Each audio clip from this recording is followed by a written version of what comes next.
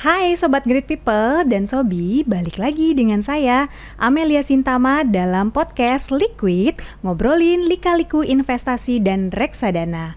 Kali ini setelah melewati bulan Februari tentunya kita mendapatkan dua momentum penting, yaitu yang pertama Hari Kasih Sayang dan yang kedua adalah Hari Pemungutan Suara. Tentu saja Sobat Great People dan Sobi telah melakukan kedua momen langkah tersebut yang tentunya kita akan banyak juga insight-insight yang akan kita berikan karena hari ini tentu saja kita tidak sendirian nih Sobat Great People dan Sobi. Saya ditemani oleh research dari BNI Sekuritas yaitu Ibu Yulinda Hartanto. Mungkin kita sapa dulu ya Sobat Great People.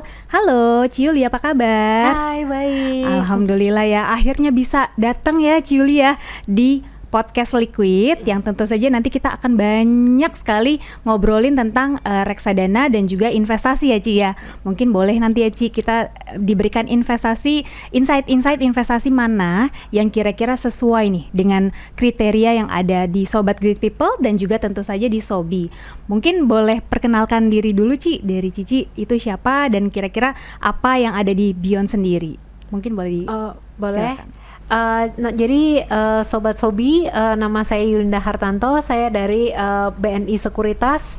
Saat ini saya bagian dari divisi riset di BNI Sekuritas.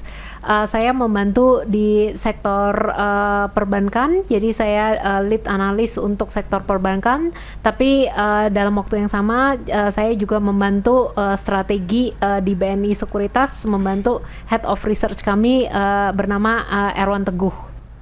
Oke, ternyata kalau kita lihat ya Cik, ternyata BNI Sekuritas itu merupakan holdingnya dari kami. Jadi to be honor kita amat sangat terima kasih sekali atas kehadirannya di podcast kita kali ini, karena mungkin ini kita akan lebih banyak kolaborasi lagi ke depannya ya, mudah-mudahan ya Ci ya. Mungkin untuk mempersingkat waktu, boleh nggak sih Ci dikasih informasi sedikit kira-kira nih Beyond ini menjual produk apa aja? Ada nggak sih produk reksadana yang ada di BNI AM Ci? Oh ya, tentu saja ada untuk produk BNI AM seperti tadi disebutkan. BNI Sekuritas merupakan holding company dari BNI AM, sehingga pasti kolaborasinya juga ada juga dong di Beyond. Yes. Jadi untuk sobat-sobat Sobi bisa menemukan produk reksadana BNI AM di aplikasi Beyond juga. Oke, ternyata mudah sekali ya Ci. Dengan kita hanya cukup mendownload dari aplikasi, either itu melakukan dari App Store atau juga dari Play Store, itu sudah bisa melakukan transaksi investasi maupun beli saham, reksadana, atau mungkin ada beberapa produk lain yang dijual dari Beyond sendiri ya Ci ya? Betul sekali. Oke, mungkin kita langsung masuk ya Ci ke inti dari podcast kita kali ini nih. Agak sedikit ya mungkin kita banyak sekali akan insight-insight yang dapat dari Cici, bisa kita kolaborasi nanti untuk gimana sih cara kedepannya kita berinvestasi ya Ci. Mungkin kita masuk dulu ke materi utama. Negara kita kan punya hajatan nih di tanggal 14 Februari, Hari Kasih Sayang juga ya Ci kira-kira. Jangan cuman kasih sayang aja tapi tidak melakukan pemungutan suara. Hopefully Sobat Great People dan juga Sobi telah melakukan itu. Nah, gimana sih Ci menyikapi masa-masa pesta demokrasi ini, dan apakah reaksi seperti ini juga terjadi di demokrasi sebelumnya nih Ci, dari reaksi pasar sendiri? Iya. Jadi Sobat Sobi, interesting sebenarnya pesta demokrasi di Indonesia ini umurnya itu kalau dibandingkan dengan negara-negara lain itu cukup pendek ya. Yeah. Jadi untuk demokrasi sendiri kita pemilihan presiden langsung itu baru terjadi di tahun 2004, 2009, 2014, 19 dan yang terakhir 2024. Jadi untuk data yang ada kita ambil itu mulai dari 2004 karena itu merupakan pertama kali pesta demokrasi di mana bangsa Indonesia memilih presidennya secara langsung. Jadi kalau kita ngelihat IHSG secara historical yang ada itu sebenarnya pesta demokrasi ini disambut positif oleh IHSG sendiri. Jadi selama 4 event pemilihan presiden sebelumnya, IHSG itu selalu memberikan positive return, kecuali di tahun 2019.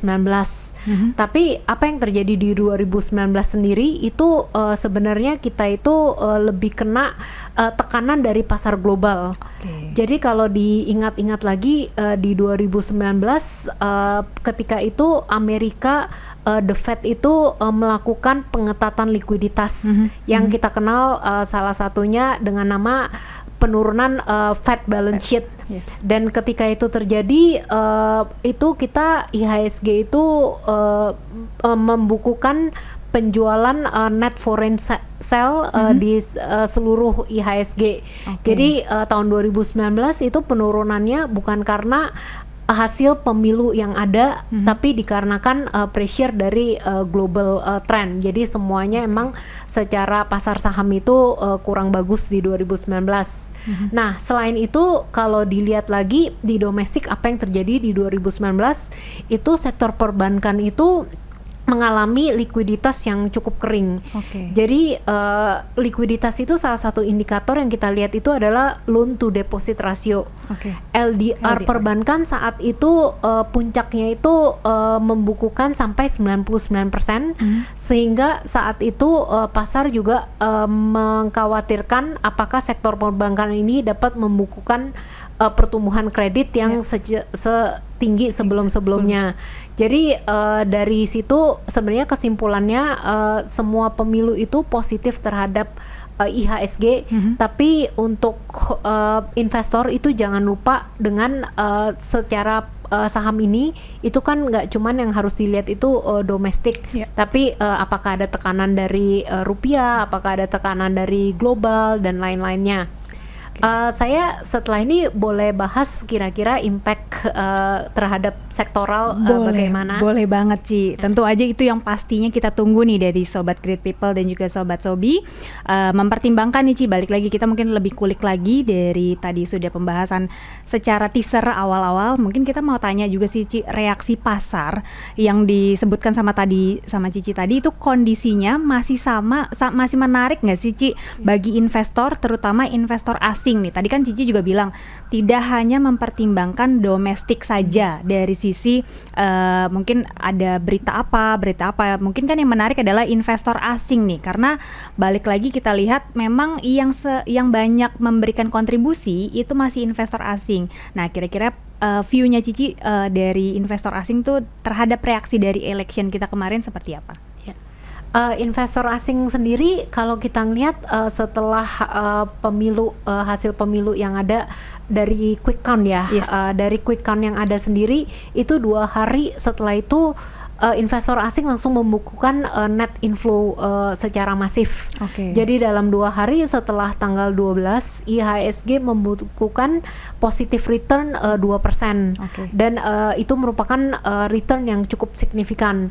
Investor asing sendiri sebenarnya banyak masuk itu ke sektor-sektor big cap ya. Jadi perbankan dan telkom itu jadi 5 saham yang membukukan net inflow yang paling besar setelah quick count di share tanggal 14. Kalau ditanya kenapa IHSG ini masih cukup menarik di mata investor asing, saya rasa itu karena 2 hal. Satu, IHSG valuasi itu masih cukup murah, bisa dibilang cukup murah. Kita ngelihat itu secara price to earning, jadi PE ratio itu dibandingkan historical long term, ini kita masih ada di minus 0.6 standard deviation below. Jadi kalau dibandingkan historical kelihatannya secara valuasi cukup murah. Yang kedua itu secara kepemilikan institusi di IHSG. Jadi kita ngelihat kepemilikan ini di IHSG oleh investor asing maupun institusi investor lokal domestik itu masih kelihatan lebih rendah daripada sebelum masa-masa COVID. Jadi bisa dilihat dari 2 itu valuasi murah dan secara kepemilikan bisa dibilang masih ada potensi peningkatan untuk dibeli. Jadi kita ngelihat IHSG itu masih sangat menarik saat ini. Saya bahas juga mungkin secara sektoral. Biasa sektor-sektor apa saja yang diuntungkan setelah pemilu. Jadi tema yang ada itu dari sebelum-sebelumnya kita harus melihat kebijakan policy pemerintah itu apa yang ada spesifiknya. Jadi 2004-2009 kita lihat di masa Presiden Bapak Susilo Bambang Yudhoyono, Pak SBY, itu kebijakan yang ada fokusnya itu lebih ke tentang konsumsi, di mana kebanyakan dari spending government itu fokusnya itu ada di subsidi. Dan ketika itu kita ngelihat return yang positif yang tinggi itu semasa 10 tahun 2004 sampai 2014 sektor consumer itu diuntungkan lumayan signifikan dengan adanya postur budget yang ada dengan fokus terhadap konsumsi. Nah, untuk tema ketika Pak Jokowi naik sebagai Presiden RI, itu tema selanjutnya yang diusung Pak Jokowi itu adalah infrastruktur dan investasi. Nah, jadi kalau dilihat dari 2014 dan 2019 sektor apa yang outperform, itu kita melihat semua sektor yang outperform itu yang berkaitan dengan tema ini. Jadi 3 sektor yang ada itu, satu basic material. Basic material itu mostly itu perusahaan-perusahaan semen. Yang kedua itu sektor infrastruktur, jadi seperti konstruksi itu juga outperform setelah hasil pemilu. Yang ketiga adalah properti, karena properti dianggap diuntungkan ketika infrastruktur itu dibangun. Nah, 2024 ini dengan hasil quick count yang ada, itu ada harapan continuity ini mungkin akan terjadi. Jadi ketika continuity ini akan terjadi, mungkin sektor-sektor dengan tema yang sama itu akan diuntungkan lagi, yaitu sektor yang berhubungan dengan infrastruktur ya. Jadi basic material, infrastruktur, dan sekarang ini yang menjadi favorit pelaku pasar adalah sektor perbankan. Oke, berarti kan tadi kita juga udah dapat insight lagi nih dari Cici. Ternyata memang banyak juga istilahnya investor asing yang belum balik comeback lagi ya Ci ke kita. Jadi sebenarnya peluangnya dari sobat Great People dan juga sobat Sobi bisa mengambil celah nih ya. Dimana mungkin kita kemarin sempat merasa wait and see dulu, tapi after that kita juga ngelihat ternyata memang secara angka juga belum terlalu balik ya dari kemarin. Ternyata dari kita pun juga masih rendah juga secara investasi, yang bisa dibilang harusnya bisa lebih maksimal nih untuk bisa kita aplikasikan dari adanya kemarin diuntungkan dengan pesta demokrasi yang hopefully sebenarnya sih ada perbincangan 1 atau 2 putaran, tapi kan kita lihat juga mungkin dampaknya nih Ci, yang kita butuhin adalah dampaknya bagi pasar modal dan juga iklim investasi di Indonesia itu seperti apa, dan bagi dunia investasi lebih menguntungkan yang mana sih Ci, terlepas dari siapapun yang menang. Mungkin kan tadi Cici udah men-stated bahwa ya kalau misalnya memang yang secara real count itu adalah yang seperti saat ini gitu ya, istilahnya pemerintahan saat ini, berarti yang diuntungkan tetap mungkin sektor-sektor tertentu yang tadi Cici informasikan. Mungkin boleh diinfo ke kita kira-kira dampak bagi pasar modal setelah kita udah heboh dengan perbincangan perpolitikan, apakah dampaknya itu seperti apa buat iklim investasi di kita. Jadi sebenarnya kalau ditanya investor itu inginnya 1 ronde atau 2 ronde, jawaban singkatnya itu pasti 1 ronde. Itu dimanapun di dunia itu iklim investasi itu harus memperhatikan juga iklim politik yang ada. Dan 1 ronde itu siapapun yang menang itu dianggap sebagai itu ada kepastian yang lebih pasti. Jadi certainty-nya itu terhadap dunia iklim investasi itu lebih ada kepastian. Jadi 1 ronde itu di historical itu juga disukai. Dan kalau kita ngobrol-ngobrol sama investor yang ada baik lokal maupun asing, itu investor juga sebenarnya sebelum pemilu ini terjadi itu juga udah menyatakan harapan mereka itu 1 ronde.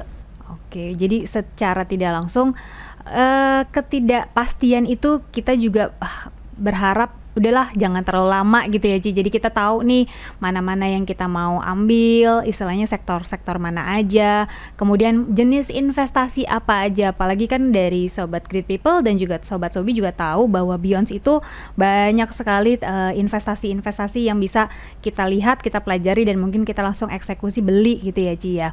Mungkin balik lagi nih Ci, kalau dari sisi pesta demokrasi yang sudah kita lalui, lebih kuat dampaknya bagi investasi pasar modal di Indonesia itu ada sentimen lain nggak sih? Kalau misalnya ada, gimana cara kita menyikapinya? Jadi topik yang ada sekarang ini itu fokus yang ada itu lebih ke global theme. Oke. Itu terutama itu tentang apakah Fed ini potong suku bunga atau tidak.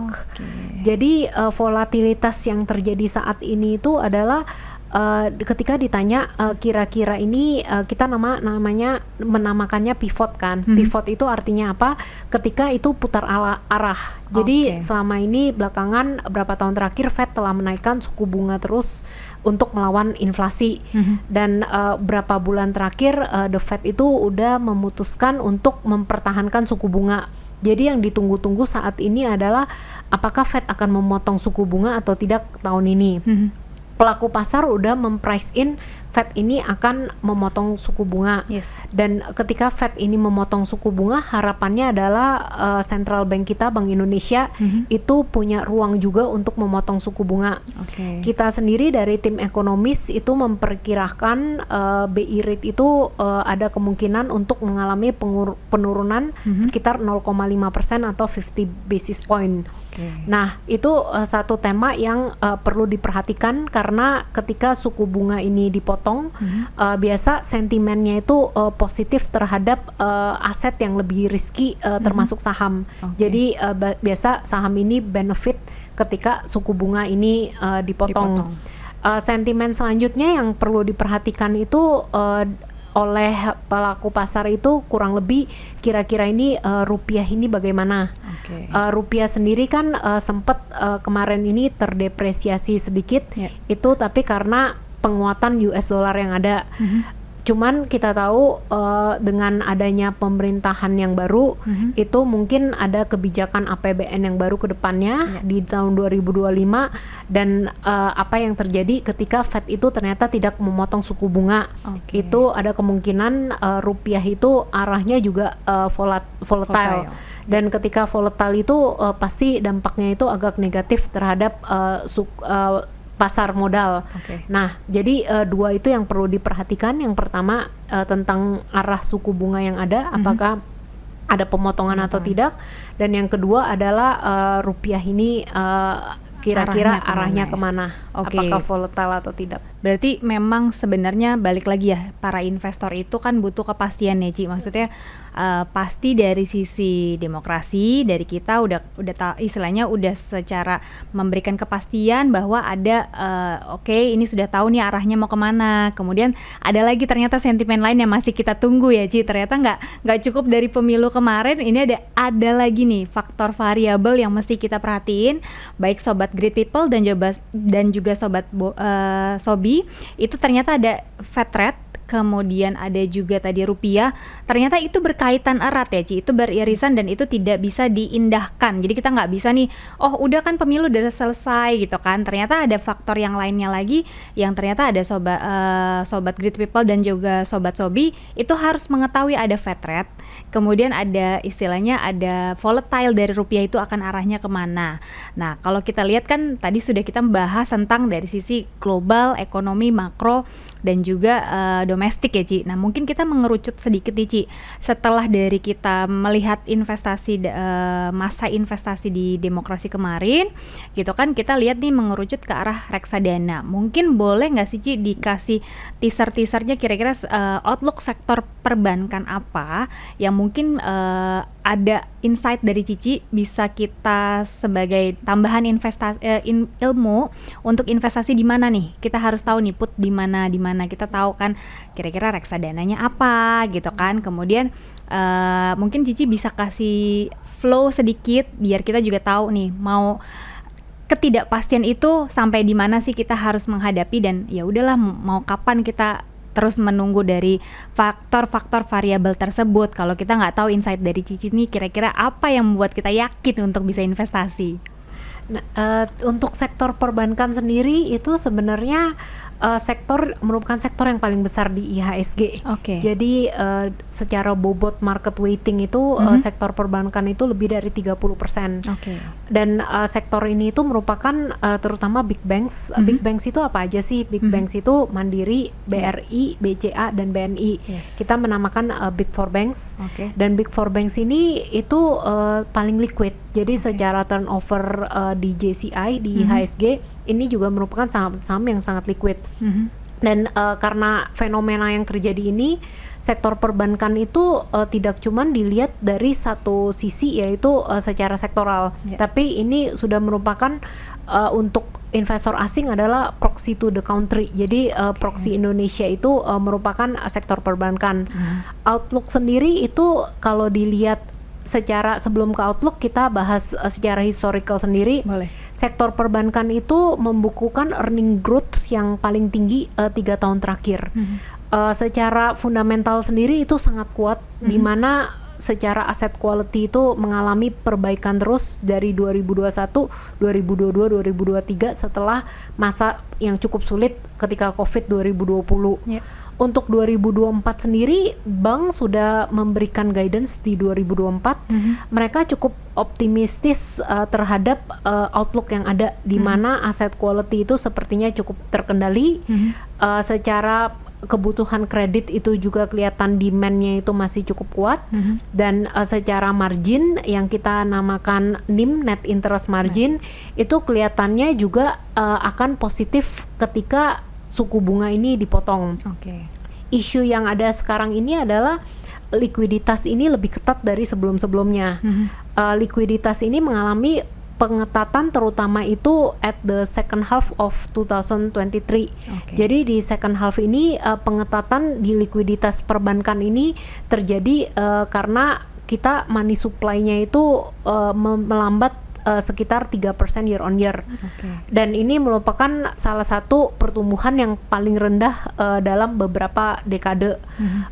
Karena itu yang tadi saya sempat bahas secara loan to deposit ratio ketika 2019, kenapa IHSG itu setelah pemilu tapi negatif, salah satunya itu kan karena pengetatan likuiditas perbankan. Pada saat itu sistem perbankan membukukan LDR 99%. Tahun lalu sistem perbankan LDR-nya itu kurang lebih 86-87%. Jadi jauh lebih rendah dari 99%. Tapi kalau dilihat dari semasa waktu Covid itu LDR itu sempat jauh lebih rendah, yaitu sekitar 80%. Nah, pengetatan likuiditas ini dampaknya apa? Dampaknya itu kurang lebih kita ada satu rasio namanya cost of fund. Cost of fund itu kurang lebih itu biaya yang dikeluarkan oleh bank untuk membayar bunga. Jadi cost of fund ini mengalami peningkatan. Jadi secara margin itu kelihatannya bank itu mengguide itu secara year on year itu kurang lebih kayaknya sepertinya flat. Itu lebih karena mereka ngeliat di first half 24 itu mungkin likuiditas masih akan ketat dan cost of fund ini kelihatannya itu masih akan lebih tinggi sebelum kalau Bank Indonesia mempunyai ruang untuk memotong suku bunga. Nah, cost of fund ini mungkin akan turun. Cuman overall outlook perbankan itu secara fundamental itu masih cukup kuat, asset quality masih cukup tertakar. Nah, perbankan sendiri ini secara kepemilikan ini kurang lebih secara local domestic maupun foreign investor itu udah overweight, karena fundamental yang ada itu juga orang-orang untuk investor itu nyamannya itu invest di perbankan. Kalau dilihat dari jangka panjang juga perbankan itu sebenarnya yang memberikan konsisten positive return dibandingkan sektor lain. Jadi cocok banget nih dari sobat Great People dan juga sobat Sobi. Itu ternyata ada insight tambahan bagus nih yang akhirnya saya juga tahu dari Cici.